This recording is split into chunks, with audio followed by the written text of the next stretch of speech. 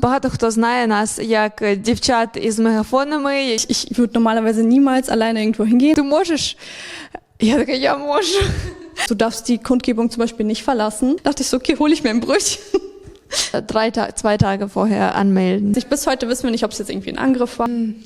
Ну що, коли ми будемо калину співати? In dieses Megafon zu schreien und dann auch diese Antwort zu bekommen, ist das immer so krass. Я там була між станом панічної атаки і адреналіном. Sorry for російською. Чи були ви на демонстраціях за кордоном?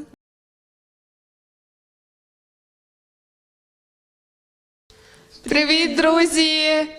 З вами Аня. І Катя. І наш подкаст «Толока». Ми, як і завжди, дуже сильно раді, що ви включили цей епізод, що ви продовжуєте за нами стежити і що вам, сподіваємося, все ще цікаво, що ж такого новенького ми вам принесли на цей раз. Heute werden wir über Demonstrationen sprechen. Wie sind wir überhaupt dazu gekommen, Demos zu organisieren? Weil ich glaube, wir haben das mal irgendwann mal erwähnt, dass wir Demos organisiert haben letztes Jahr. Und wie meldet man eine Demo an? Wie läuft das alles ab? Wen brauchst du überhaupt alles für eine Demo? Ich glaube, das sind so Sachen, die ich vorher gar nicht gewusst habe. Und deswegen, das war echt ein krasses Projekt für uns, glaube ich, das zu machen. Und darüber erzählen wir heute ein bisschen. Багато хто знає нас як дівчат із мегафонами, які кричать «Russia is a terrorist!» на вокзалі в Гамбурзі. Тому сьогодні ми поговоримо саме про це. І, напевно, почнемо ми з того, Катя, як ти докотилася до того, щоб бути дівчинкою з мегафоном? Ой.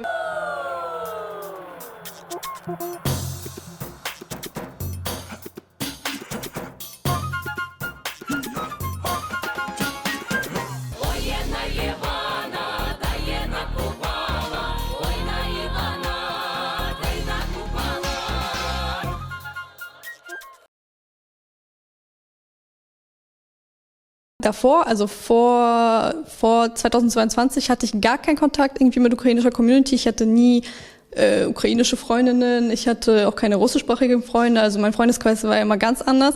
Und als ich aber spontan, also wo es sich schon so gesteigert hat, so die ganzen russischen Truppen sind an der Grenze gewesen und dann kam halt die ganzen Kundgebungen.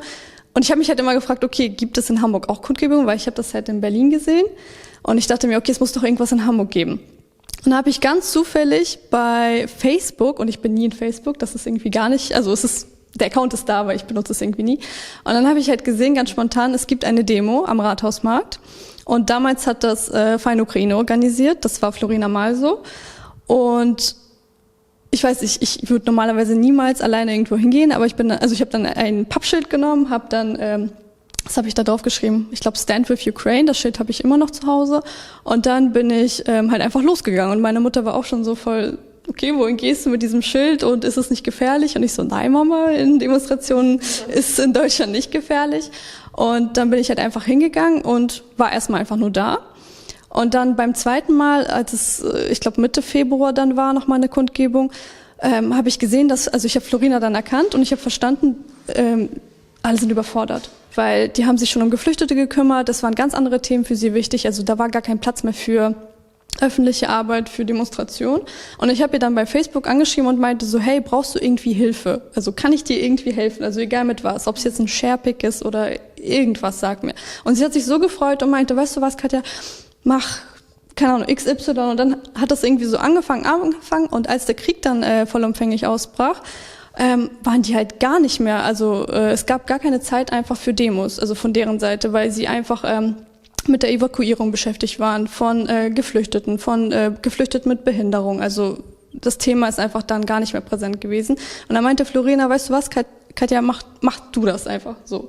Und dann habe ich das irgendwie gemacht und dann, ich weiß gar nicht, dann auf einmal hatte ich irgendwie ein kleines Team von Menschen, die mir dann geholfen haben, die sich aber auch irgendwie auf Kundgebung, also sind dann zu mir gekommen, haben gesagt so, hey, ich möchte gerne irgendwie dabei sein, irgendwie helfen, was kann ich machen? Irgendwie sind Deutsche auf mich zugekommen, Ukrainerinnen sind auf mich zugekommen, also so irgendwie.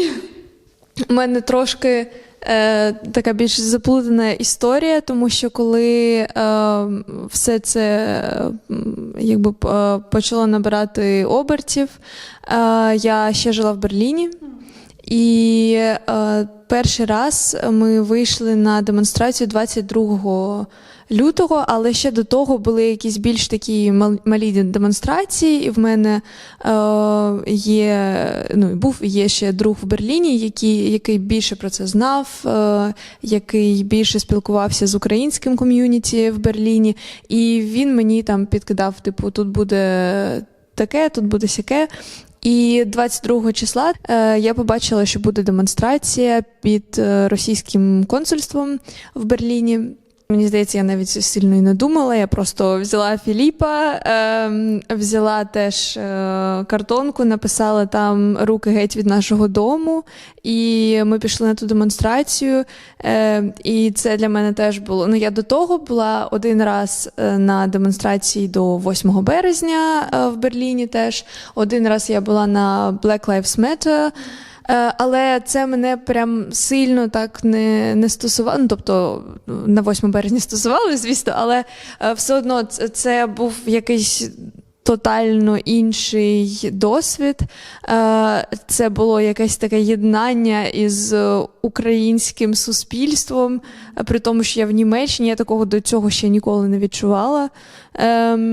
І потім 24 лютого теж була демонстрація в Берліні, її там буквально одразу ж мені здається, 24 числа створилася, і 24 числа і зробили першу демонстрацію. І я тоді прийшла на цю демонстрацію, а наступного дня я вже їхала у Варшаву на місяць, щоб там працювати. І в Гамбург я потрапила тільки на початку квітня 22-го року. І я знала, що у моїх знайомих в Берліні є знайомі, які є в Гамбурзі, теж українці. І я там через людей писала. В результаті мене вивели на Алекса Блюмеля. Я йому писала 2 тижні, напевно, він мені не відповідав, а потім пишеш мені ти. І така, у мене є твій контакт від Алекса Блюмеля. Тут така ситуація, завтра демонстрація, чи сьогодні демонстрація, а я єдина людина, яка з мегафоном. Типу, ти можеш? Я така, я можу. Тому що я до цього була на демонстраціях, які ви організовували. Я бачила тебе, я бачила Олену.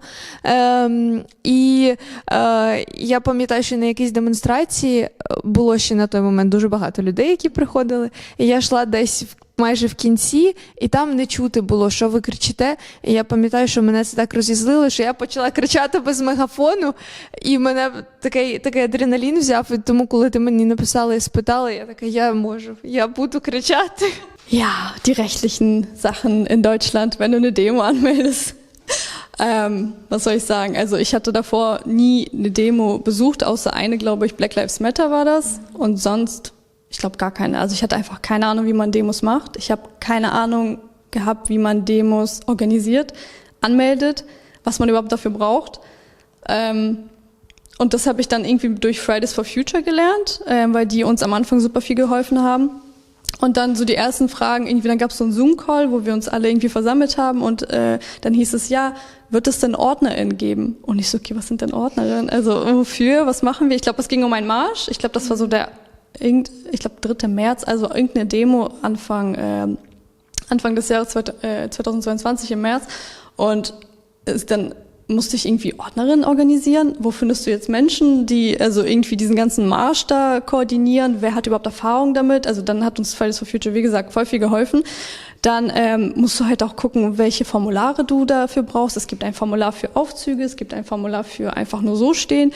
Du brauchst eine Anmeldung, wenn du einfach nur so mit einem Schild da stehst und irgendwas Politisches draufstehst. Also es gab so viele Sachen, die ich davor niemals gedacht hätte, ich habe alles irgendwie im letzten Jahr gelernt. Ich könnte jetzt so eine Agentur aufmachen und die Leute beraten, wie man Demos organisiert, was du dafür brauchst. Und dann müsste ich noch so Leute dafür haben, so Moderatorinnen, die ich so verleihe. Genau, weil du brauchst halt auch eine Moderation, du brauchst RednerInnen, wenn du am Ende irgendwie einen Stopp machst oder ganz am Ende eine Kundgebung. Also find erstmal Leute, die sprechen wollen, find erstmal Leute, die das alles koordinieren können, find erstmal Leute, die Technik dir bringen. Also du brauchst ja Mikrofon, du brauchst ja Musik irgendwie, du brauchst Boxen, du brauchst Strom, du brauchst Generatoren. Also da ist so viel dran einfach. Wo kriegst du Strom her? Dann müsstest du, ich weiß doch, wir haben einmal das Rathaus angefragt, ob wir irgendwie diese Laternen anzapfen können mit Strom. Dann haben wir irgendwie Europapassage gefragt, ob wir da unseren Dings reinstecken. Also ganz wild. Was muss man noch beachten? Dass du mit der Polizei die ganze Zeit im Austausch bist. Du darfst die Kundgebung zum Beispiel nicht verlassen. Das habe ich einmal zum Beispiel gemacht, weil ich nicht wusste, dass es Konsequenzen hat. Und dann hat er gesagt, warum hat sie die Kundgebung gelassen? Ja, aber ich hatte einfach Hunger und es war anstrengend. Und das war damals vor dem Theater, weil dieses eine Buch verfilmt wurde von diesem russischen Soldaten, der desertiert ist.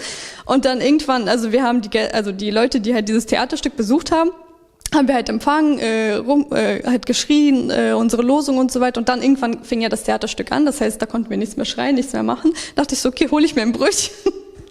Macht das nicht, ihr dürft keine Kundgebung verlassen, wenn ihr der Organisator oder die Organisatorin seid. Ну, я до цього можу тільки додати, що допоки я не розпочала теж організовувати та реєструвати демонстрації, я не думала, що поліція насправді такі приємні люди, і що вони настільки відкриті до допомоги, і вони завжди дуже привітні. І мені одного разу взагалі сказали, ну, подзвониш мені просто, коли ви закінчите. Я така думаю, цікаво, а це дозволено?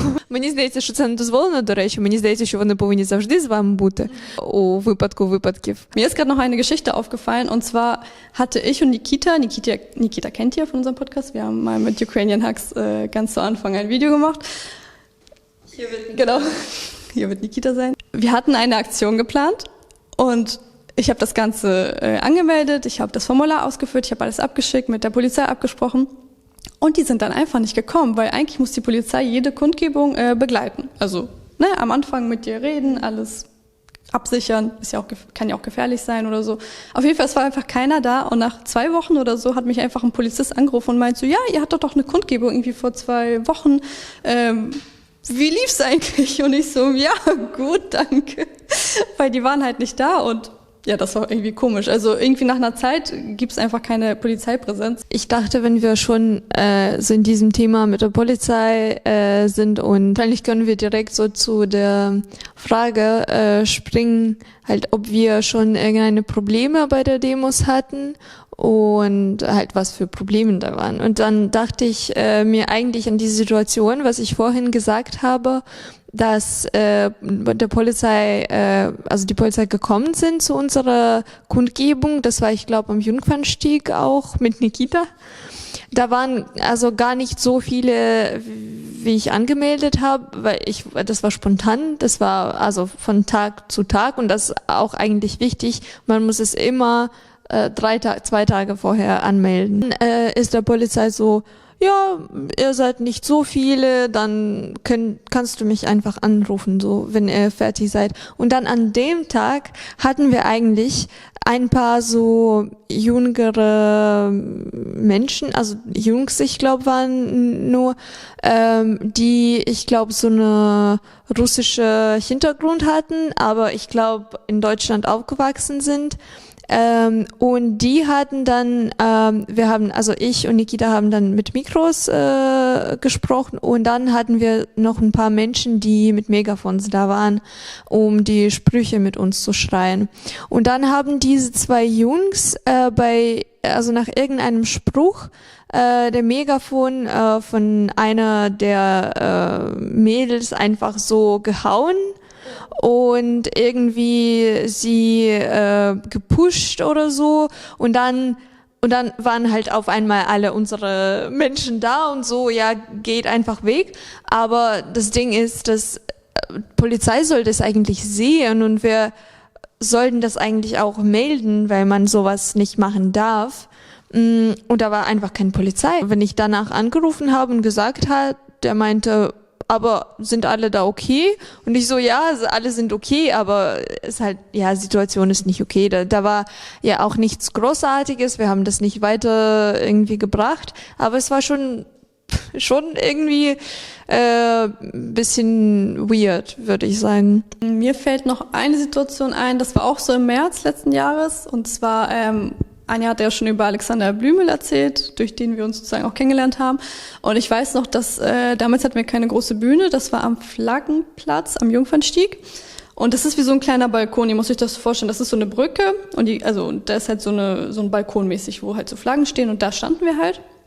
Und Alexander stand links von dieser kleinen Bühne, das war so eine, keine Ahnung, 30 Zentimeter Ding, wo du dich so raufstellst. Es hat gerade jemand gesprochen und er stand halt so in der unmittelbaren Nähe. Und auf einmal hat er hier, also am Nacken, richtig krassen Juckreiz bekommen. Also es hat erstmal richtig krass gejuckt und dann hat es angefangen einfach zu brennen. Er hat dann so Panik bekommen, er ist dann ins Krankenhaus gegangen, weil es kam ein riesiger Ausschlag und dann haben die irgendwie so ein Pulver da gesehen, aber sie konnten nicht zuordnen, was das war. Und dann meinte er so, ja, es gab einen Moment, wo ihn jemand irgendwie geschubst hat oder so. Also das fand ich auch voll krass. Also ich weiß nicht, bis heute wissen wir nicht, ob es jetzt irgendwie ein Angriff war oder keine Ahnung. Also auf jeden Fall war es echt krass. Genau, und dann gab es noch so Situationen wie, als wir am Hauptbahnhof einen Marsch gestartet haben und alle unsere Märsche starten, glaube ich, am Hauptbahnhof und da auch sehr häufig so Leute uns irgendwie anschreien oder beleidigen oder Fuckfinger zeigen oder keine Ahnung. Aber das Schlimmste fand ich war einmal, als jemand uns angespuckt hat. Also es hat zum Glück niemanden getroffen, aber trotzdem, auch in dem Moment, Polizei kann sich jetzt nicht dazwischen schmeißen, ich weiß, aber trotzdem, also ich fühle mich dann immer unsicher. Immer wenn es so ein Marsch ist, gucke ich immer so links, rechts, okay, ist irgendjemand gerade so. Also irgendwie fühle ich mich nie wirklich sicher, um ehrlich zu sein. Але ми з таких ситуацій виходили, мені здається, під час демонстрації, і там, коли в нас не було мікрофону і колонок, ми і співали, і промови читали в мегафони, що дуже незручно, тому що тобі треба постійно натискати цю кнопку, тобі треба тримати цю величезну бандуру. Ми і під дощем це робили. Там ж всі люди стояли під якимись імпровізованими парасольками чи чимось таким. Було і таке, що підходила там поліція, казала, тут не стійте, там не стійте. І було, що люди підходили, жалілися поліції, типу, що вони тут таке роблять. А оце не політкоректно, ще щось таке. Ми думаємо, що важливо ще буде сказати, що ми завжди очікували і очікуємо, якщо, я думаю, що ми будемо ще якісь демонстрації влаштовувати, від людей, які приходять на цю демонстрацію. Бо я вважаю, що у всіх людей, які приходять, теж є якісь мінімальні обов'язки, скажімо так. Якщо ви вже прийшли, значить ви прийшли з якоюсь метою. Значить ви знаєте, для чого ви там знаходитесь. Тому завжди хочеться відчувати від людей якусь віддачу, хочеться відчувати, що люди на одній хвилі з тобою. Тому що я думаю, що люди цього не розуміють, що вони цього не бачать і не відчувають так, як ми. Але коли ти йдеш із цим мегафоном, за тобою йде величезний натовп людей з плакатами, з постерами, і ти розумієш, що на вас дивляться і вас чують дуже багато людей, до яких ви повинні донести якусь думку, якийсь меседж, і ти кричиш, ти і так з мегафоном, а ти ще й кричиш, і тобі у відповідь люди такі і ти кричиш ще більше, а вони і ти думаєш, ну невже це так важко? Я ж теж була на їх місці, коли я ще не кричала в мегафони, чи коли я приходжу там і я не кричу, а кричить хтось інший. Я не йду просто і там не дивлюсь собі під ноги, там щось розмовляю з подружкою. Так, звісно, що якщо я знаю, що ви втомлюєтесь, коли ви кричите, що це важко, що ви хочете теж поділитися якоюсь думкою чи просто помовчати хвилинку, але коли всі просто мовчать, то це, по-перше, виглядає дуже дивно, коли йдуть і кричать тільки люди з мегафонами, а всі інші такі, ну що, коли ми будемо калину співати? Інколи просто такий відчай, що хочеться на людей, і мені здається, я інколи навіть там в перші місяці, що я інколи поверталася до людей і така, ви будете кричати, чи ви не будете зараз кричати? Тому що, ну, ви що прийшли, типу, вибачте, але давайте разом щось робити. Бо мене це дуже сильно обурювало. Тому що ти йдеш, ти віддаєш всю свою енергію, ти віддаєш всі свої сили, а люди такі просто Це дуже важко кричати, щось це німецькі якісь кричалки, це то не для нас. Особисто єдине основне бажання, якщо ви приходите на демонстрації, будь ласка, будьте там реально присутні. Не просто, щоб ваше тіло було, а щоб ви там були і головою, і голосом, бо ми – це голос, який тут повинен доносити важливі думки до європейців, до німців. Also keine Ahnung, ich glaube, die Leute sind erstens müde, aber ich sehe das gerade auch so bei unseren, dass du schreist.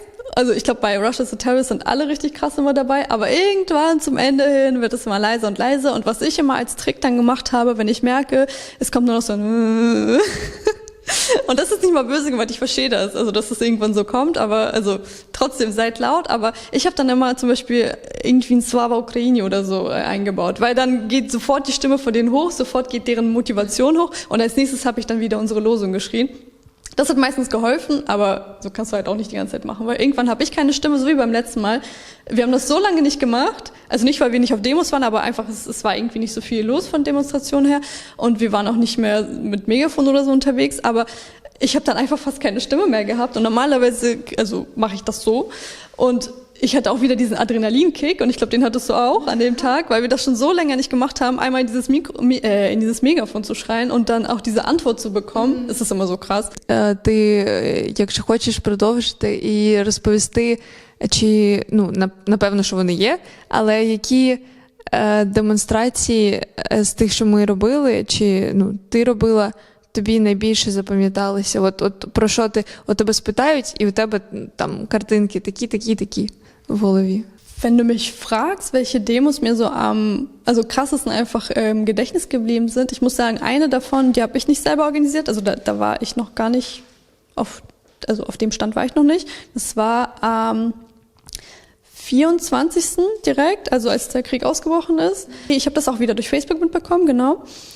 Wieder von Feinde Ukraine organisiert und es war vor der russischen Botschaft. Und da bin ich hingefahren und ich weiß noch, das war früh morgens, ich bin nicht zur Arbeit gegangen, also ich hatte mich bei der Arbeit abgemeldet und also die hatten auch Verständnis, so alles gut. Ich bin dann sofort morgens los, halt zu dieser russischen Botschaft und da standen schon richtig viele Leute und haben so geweint, geschrien. Also es war richtig krass. Also ich kriege selber schon wieder so diese Gefühle so hoch, aber es war richtig krass.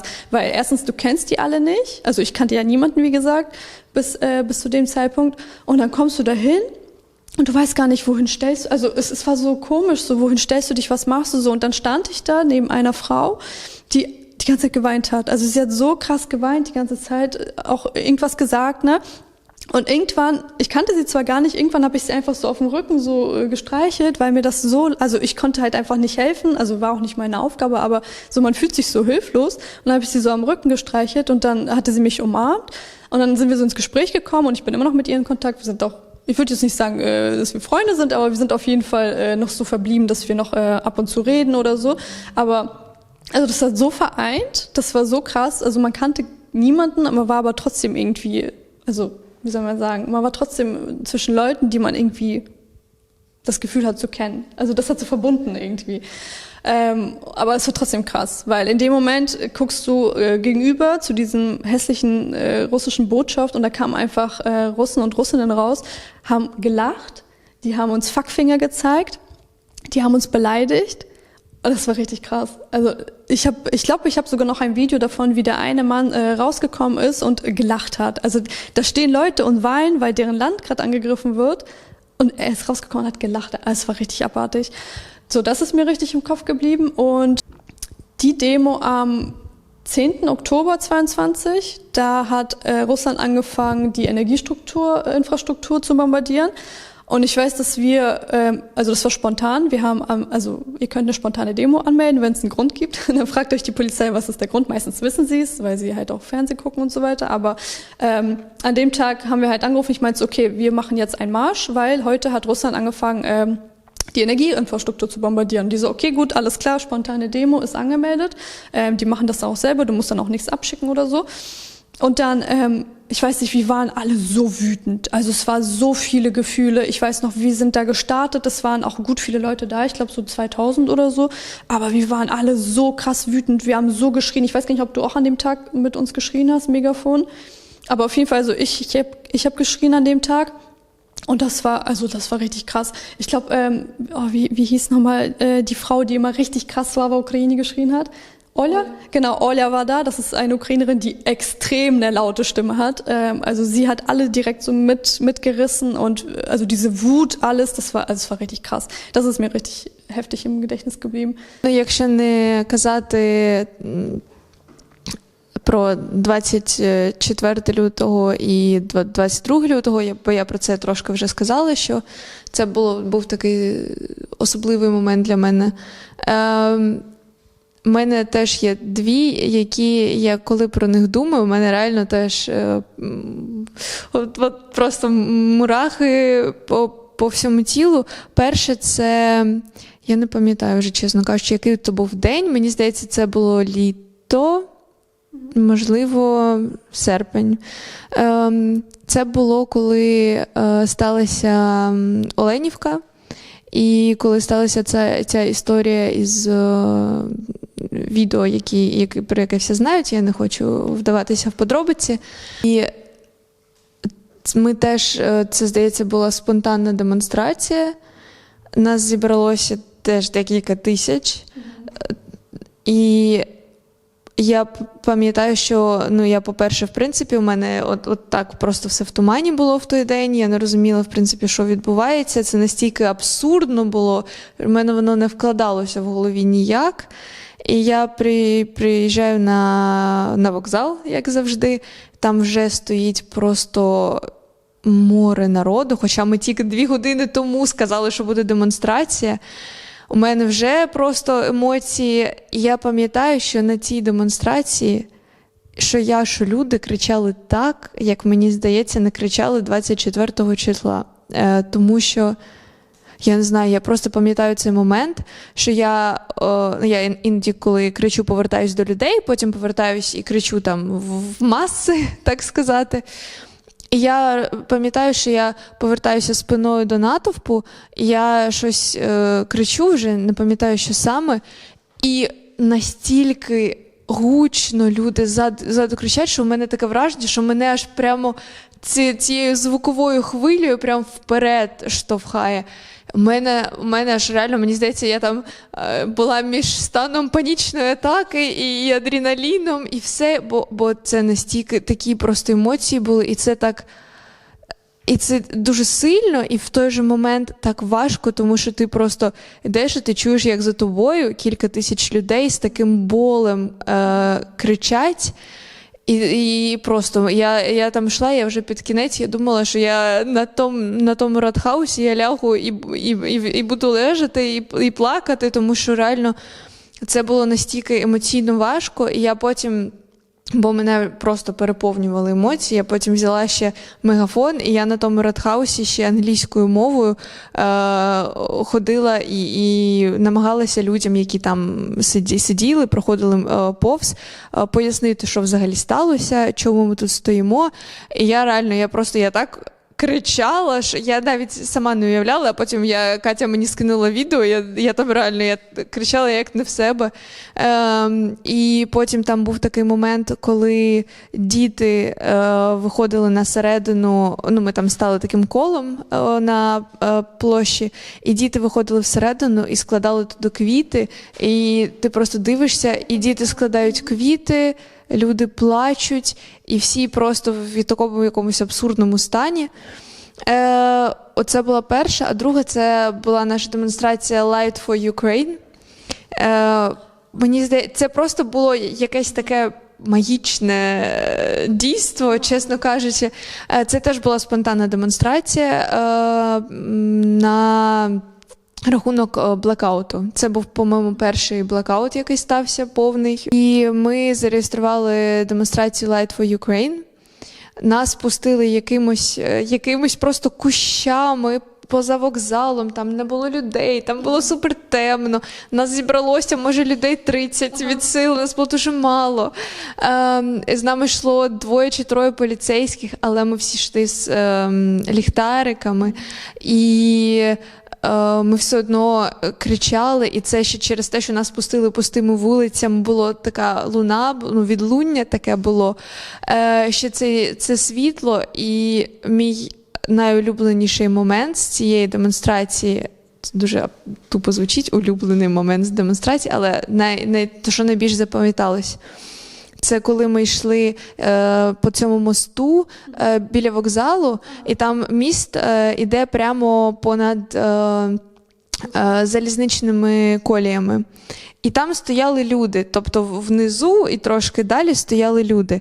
І ми йшли цим мостом, і я розумію, що якщо я так повертаюся і кричу в сторону вокзалу, то все, що я кричу, відлунює прямо в вокзал.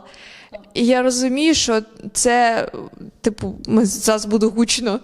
І ми починаємо з Катю в якийсь момент кричати прямо туди, і всі люди теж повертаються туди, і за нашими спинами темно, ми просто такою з ліхтариковою процесією проходимо по цьому мосту і кричимо Light for Ukraine!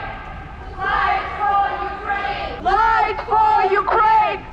Light for Ukraine! І це теж було такий якийсь момент, прям, реально, нас було дуже мало, але це було дуже сильно. І мені здається, що це теж привернуло увагу. Wir haben gerade so über halt nicht gute Dinge, aber so mehr oder weniger ja, so positive Erinnerungen gesprochen. Aber es gibt auf jeden Fall was, das uns halt oft auf Nerven geht, ist halt andere Demos, die ganz oft in Hamburg organisiert wurden. Und das ist halt die Demos von Querdenker, die Demos von Russen, und da gibt's mehr als ihr denkt. Und die Demos von so Rechte. Genau. Oder alles. Ja, oder auch ganz, ganz berühmt auf dem Rathausmarkt steht doch immer dieser Wagen und dann mit dieser, was ist das, eine Puppe mit so einer Leiche irgendwie? Ich kann es gar nicht beschreiben, es ist einfach eklig, was sie da veranstalten. Und dann steht da immer so Frieden mit Russland drauf. Das sind halt eben Menschen aus der Querdenker-Szene, das sind eben Menschen aus so, ja, Russland-Liebhaber-Szene und ja, also Rechte auch unter anderem. Ich weiß nicht, wie die sich da alle getroffen haben, aber also ja, das wird auf jeden Fall, also sowas gibt's auch in Hamburg. So, und sowas gibt's nicht nur einmal in Hamburg, sowas gibt's sehr oft in Hamburg. Also die machen ständig irgendwelche Märsche, die machen ständig irgendwelche Kundgebungen.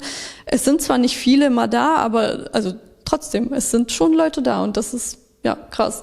Oder ich weiß doch, wo wir einmal bei einem Marsch waren und ich geschrien habe und da hat mich ein Opa mit seiner Frau zurück angeschrien und meint so, ja, macht doch mal Frieden mit Russland und hört doch endlich auf, ihr Kriegstreiber und sowas, das weiß ich auch noch.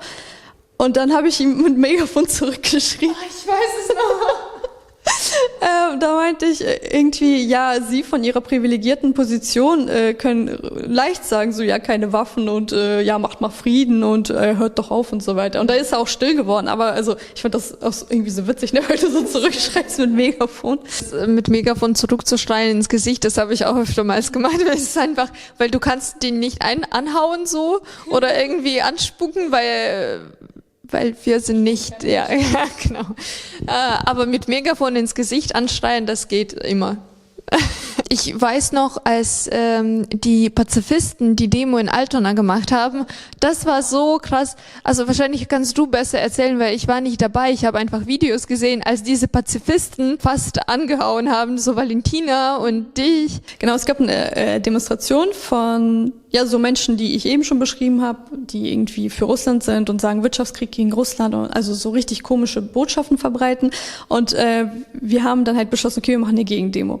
Und dann haben wir mit Vilni zusammen und noch so andere Menschen haben wir uns da halt aufgestellt zu dem Punkt, also die waren so 200 Meter von uns entfernt, da haben die sich zusammen gesammelt und sind dann halt später mit dem Marsch so an uns vorbeigegangen. Also wir standen hier, wo das Mikrofon ist, und die sind dann halt so an uns und ich stand halt da und auch so mit Schild. Und das war so merkwürdig, was für Menschen da einfach waren. Also nicht vom Aussehen oder so, einfach was die für Botschaften hatten. Die eine Frau ist zu mir gekommen und meinte, ja, der Herr Zelensky, das ist doch ein Nazi. Und ich gucke sie so an und ich denke mir so, also was soll ich ihr jetzt sagen? Ich sag's okay, sie wissen schon, dass er Jude ist und irgendwie gar nicht Nazi-Vibes hat, also überhaupt nichts, also gar nichts. Sie so, nee, glaube ich nicht. Und ich so, okay, gut, wenn sie nicht glauben. Also wenn sie nicht glaubt, dann, naja, dann muss es ja so sein. Also und da endet auch immer jede Diskussion. Also egal, was sie sagen oder was du ihnen sagst als Argument, ja, glaube ich nicht. Nee, habe ich anders gelesen. Stand die Polizei halt so wie ein Zaun, haben sich so an den Händchen sozusagen so gehalten und standen da halt so. Und die Leute sind an uns vorbeigegangen, waren richtig aggressiv, waren richtig, also auch frech teilweise, haben teilweise auch beleidigt. Teilweise haben die auch, wie gesagt, so komische Sachen erzählt. Dann sind manche stehen geblieben, haben angefangen mit uns zu diskutieren, irgendwie, warum, wie gesagt, Zelensky Nazi ist oder warum wir alle Nazis sind oder keine Ahnung, warum Russland angegriffen wird von der NATO und also alle Propagandanarrative, die man sich irgendwie vorstellen kann. Manche Leute haben einfach provoziert, das hat man gesehen, aber manche Leute glauben das wirklich. Also die glauben das wirklich vom Herzen, das, was sie da erzählt haben, dass zum Beispiel Zelensky Nazi ist oder so, oder von der amerikanischen Regierung dargestellt wird. Also die haben es wirklich geglaubt, manche. So, die haben es mit so einer Überzeugung erzählt. Also das ist schwierig gewesen. Es war auch echt intensiv. Aber wie gesagt, also wir durften halt nur stehen von der Polizei aus. Wir durften auch wirklich nur an diesem einen Punkt stehen. Und als sie halt vorbeigezogen waren, war das halt dann auch zu Ende so. Ми будемо вже потихеньку закруглятися. Але що хочеться додати, мало людей вже, і в принципі ми ще сказали трохи раніше, що зараз вже не так активно організовуються демонстрації, і що демонстрація на День Незалежності була там перша за кілька місяців для нас. Так, зараз не проходить так багато демонстрацій, як проходило на початку війни, в перші місяці. Тоді ми робили кожної суботи, потім кожну другу суботу, ще там посеред тижня постійно щось траплялося. Зараз це вже так не працює. По-перше, це як інструмент вже не працює. По-друге, реально багато людей вже не в Гамбурзі, дуже багато повернулись до України. І по-третє, є інші, скажімо так, важелі, з допомогою яких ми зараз доносимо нашу позицію, наш голос. Тому прохання до всіх, хто дивиться, якщо ми не організовуємо більше демонстрацій та маршів, це не означає, що всі, хто знаходиться зараз за кордоном і має змогу висловлювати свою думку, бути гучним та допомагати країні, не потрібно цього робити тільки через те, що для вас ніхто не організовує типу поле для дій. Тому, будь ласка, не забувайте, робіть те, що в ваших можливостях. Якщо можете, донатьте. Якщо можете, приходьте на перформанси, які організовують вільні. Якщо можете, приходьте на концерти, які організовують Free People та Ukrainian Hugs. Якщо можете, підіть, спитайте у Файни України, чи їм потрібна допомога із, наприклад, військовими, які проходять реабілітацію в Гамбурзі. Тому, будь ласка, якщо немає демонстрацій, все одно використовуйте свій ресурс, не під нуль, але наскільки ви можете використовувати свій ресурс для допомоги Україні.